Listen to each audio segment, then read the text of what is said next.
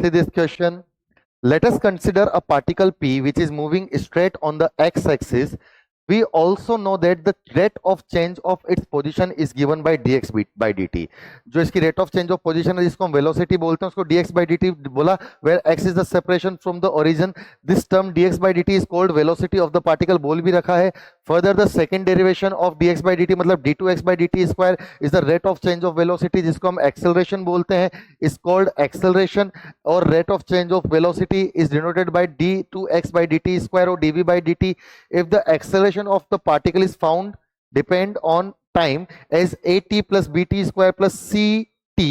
इसको ऐसा दे रखा है, acceleration is nothing but at plus bt square plus ct upon d plus t square.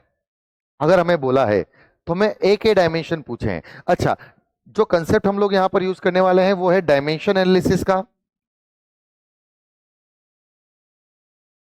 Dimension analysis में हम लोग बोलते हैं कि अगर दो क्वांटिटीज जुड़ रही हैं या घट रही हैं तो वो वही क्वांटिटीज जुड़ और घट सकती हैं जिनके डायमेंशन फॉर्मूलाज सेम हो, जो सेम डायमेंशंस की होनी चाहिए. मतलब अगर ये क्वांटिटी और ये पूरी क्वांटिटी जुड़ रही है, मतलब इनके डायमेंशन फॉर्मूला या इनके डायमेंशन सेम होने चाहिए और ये मिलकर भी सेम डायमेंशन देगी. मतलब इसका डायमेंशन भी एक्सेलरेशन होना चाहिए, इसका डायमेंशन भी एक्सेलरेशन होना चाहिए और इसका डायमेंशन भी एक्सेलरेशन होना चाहिए. तो यहां पर मैं बोल सकता हूं कि एक्सेलरेशन का जो डायमेंशन है वो है M L T minus two और यही डायमेंशन होना चाहिए ए इंटू टी का, और टी की पावर यहां पर कितनी है, 1 है.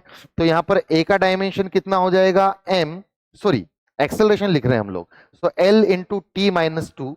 तो एल टी माइनस टू का डायमेंशन होगा L T minus two acceleration का डायमेंशन हो गया और ए टी का डायमेंशन भी एक्सेलरेशन के बराबर होना चाहिए. तो ए इंटू टी की पावर 1 इसके बराबर कर दिया है.